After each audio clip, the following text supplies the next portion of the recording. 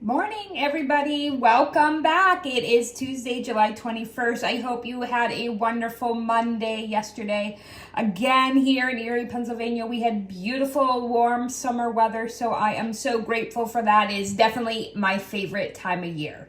But that being said, my second and only favorite time of the winter is Christmas and the holiday season. And this week, I am bringing you the ultimate cookie challenge platter for your neighbors for Christmas in July. That's what I'm doing this week in all my cooking demos. I am giving you an idea of different holiday cookies you can make and celebrate Christmas in July this Saturday by sharing them with your friends and family. So far I brought you some basic recipes. We started out yesterday, Monday, real easy with some traditional recipes. We did a chocolate chip and then we did a peanut butter no bake.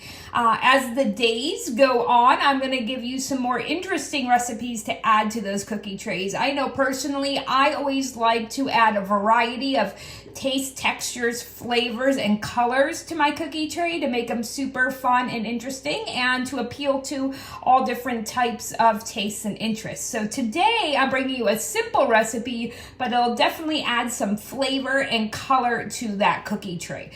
We are going to be making a cherry shortbread cookie today.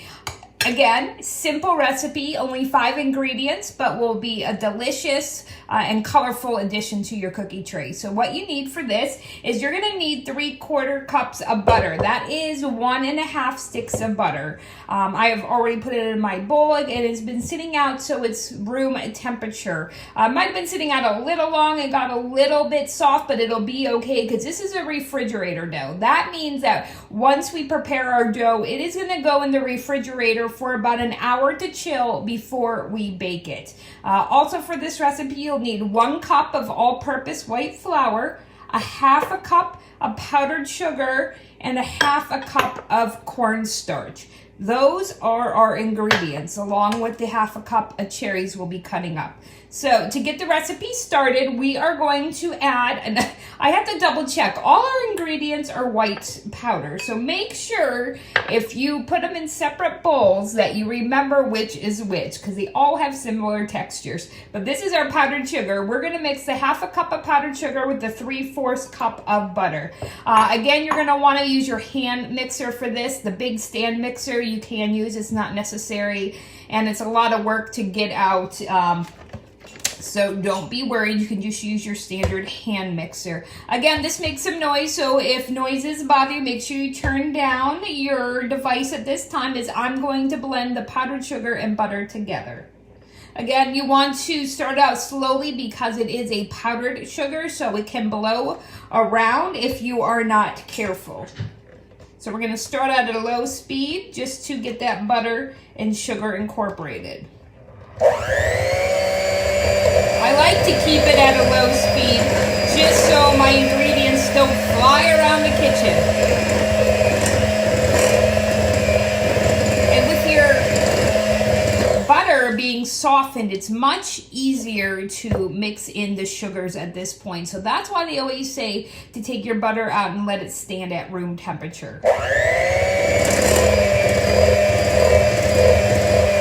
All right, once your sugar and butter is creamed, and it did form a nice creamy texture, we are going to add our 1/2 cup of cornstarch at this time, and also our 1 cup of flour. So let's get all that out of our bowl here.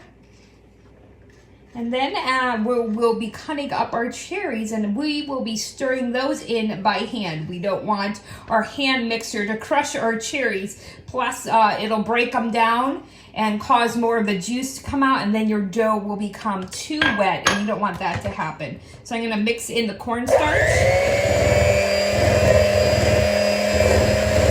Scraping the sides of the bowl as you go.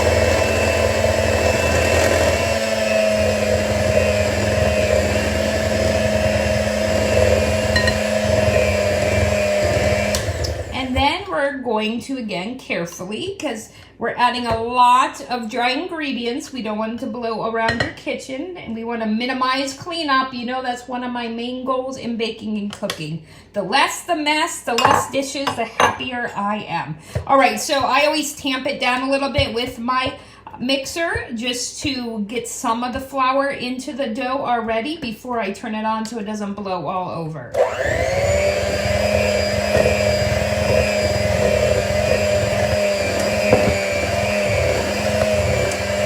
And as we're adding our dry ingredients, you'll see that it's becoming more of a dough consistency. So we lost that creamy texture and it's kind of firming up a little bit, but that is what you want.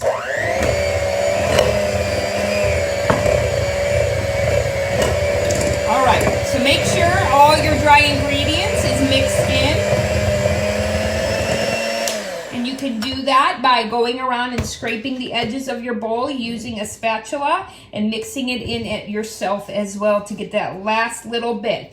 Sometimes it's hard, and make sure it's all off the bottom of the bowl as well. That's where some of the dry ingredients will stick, and you won't notice it till you're ready to start making the cookies, that some of the dry ingredients is stuck on the bottom. So this is a really nice dough consistency. What we're gonna do now is we are going to chop up our 1/2 cup of maraschino cherries. So I'm gonna get a measuring cup out so we can see how much we're making. And I got a 1/4 cup, so we're gonna fill that twice. So I have some maraschino cherries drained here, and I'm just gonna cut them in quarters. And if that's too hard, halves will be fine as well, because it's gonna get small, so be careful with your knife. You don't wanna cut yourself. It's almost just like cutting cherry tomatoes, very similar. And these are gonna add a great color and a great sweetness and taste to your cookie. As you see, we had minimal ingredients with this recipe, but we have such a strong flavored ingredient that you don't need a lot to make a wonderful cookie. Now again, this dough is gonna go in the oven for about, in the refrigerator. Do not stick your bowl of dough in the oven. You're going to put your dough in the refrigerator for about 1 hour to chill. And then we're gonna take it out and bake it at 300 degrees. It's a low temperature. These are shortbread cookies, and they have a lot of butter in them, so they don't need to be cooked at a high temperature or else they'll burn easily. And then these are gonna go in the oven for 11 to 13 minutes. You want to bake them just until the edges are a little bit golden brown. You definitely don't want to over bake these cookies. And what I will do is when I come back at 11 for the arts and crafts portion of the day, not only will I share the recipe with you, the final steps, but we are also going to be making gift tags. So I'll show you a nice way to package these up for your neighbors for Christmas in July if you want to give them out, or your friends and family. And we'll be making gift tags, and I'll show you how to finish these cookies up at that time. So let's see how many cherries I have here. We're trying to get a 1/2 cup.